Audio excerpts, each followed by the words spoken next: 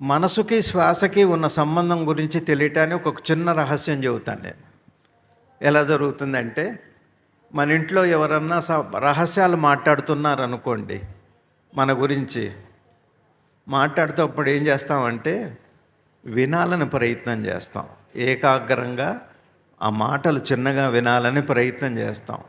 మనం గమనించం కానీ శ్వాస తగ్గిపోయి చిన్నగా ఉంటుంది, చాలా తగ్గిపోతుంది శ్వాస. అట్టనే భయం కలిగినప్పుడు కూడా శ్వాస, ఎందుకంటే మనసుని మనం నియంత్రించినప్పుడు శ్వాస నియంత్రించబడుతుంది, శ్వాస నియంత్రించినప్పుడు మనసు నియంత్రించబడుతుంది.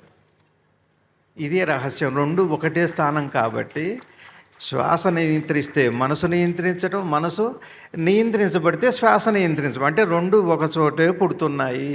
సినిమాల్లో కానీ భయం కలిగినప్పుడు, ఏదైనా రహస్యం వినేటప్పుడు అన్నీ అవి ఊపిరి బిగబట్టి వింటాం అంటారు. ఊపిరి బిగబట్టి అంటే మనసుని ఏకాగ్రం చేయటం.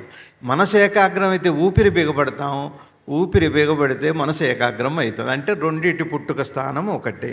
అందుకని మనం ఏం చేస్తామంటే, ఇది పెద్దలు చెప్పారు కాబట్టి శ్వాసని చిన్నగా జాగ్రత్తగా గమనించినప్పుడు లోపల ఒక చోట మనసు ఎక్కడైతే పుట్టిందో, ఈ ఆలోచనలు చేస్తున్నది, బాధపడుతున్నది, దుఃఖపడుతున్నది, ఈ శరీరం నేను అనుకుంటున్నది, ఈ ప్రపంచం నిజమని, అబద్ధమని, నాస్తికత్వం, ఆస్తికత్వం, ఇట్లాంటి ఆలోచనలు ఏవైతే ఉన్నాయో, మెలకు వచ్చిన తర్వాత జరిగే సమస్త క్రియలు కూడా ఎక్కడ ఉన్నాయో అవన్నిటికీ మూలం మనసు. కాబట్టి అక్కడికి మనోమూలంలోకి చిన్నగా శ్వాసను గమనిస్తున్నప్పుడు ఏమవుతుందంటే, ఈ గాలి లోపలికి వెళ్ళి, అంటే ఉచ్ఛ్వాసం అప్పుడు చిన్నగా అక్కడ వెళ్ళి ఆగుతుంది. అక్కడ మనసు యొక్క స్వరూపం మనకి అనుభవంలోకి వస్తుంది. అయితే దాని పేరే ధ్యాస. ఇది ధ్యాస కాదు, ధ్యాస స్వరూపం అది, ధ్యాస మూలం అది. ధ్యాస అంటే మనసును ఒక దాని మీద పెట్టిన పేరు ధ్యాస. పరధ్యాస అంటారు. ధ్యాస అంటే ఎరుక, ఒక దాని మీద మన మనసు పెడితే దానికి ధ్యాస అని పేరు.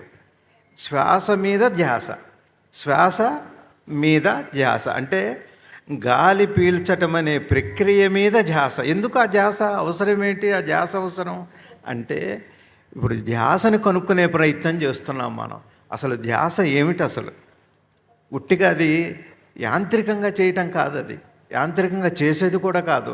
ధ్యాస ధ్యాస అని వాడుతున్నామంటే ధ్యాస అంటే ఏమిటి అసలు? అది అంటే మనసే.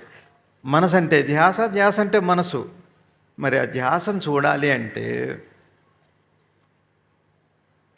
గాలి పీలుస్తున్నప్పుడు లోపలగా వెళ్ళి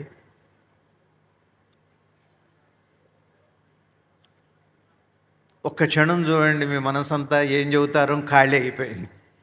ఇప్పుడు మన మనసు లోపలికి వెళ్ళింది. ఆ లోపలికి వెళ్ళినప్పుడు అక్కడ ఏమవుతుందంటే, ఈ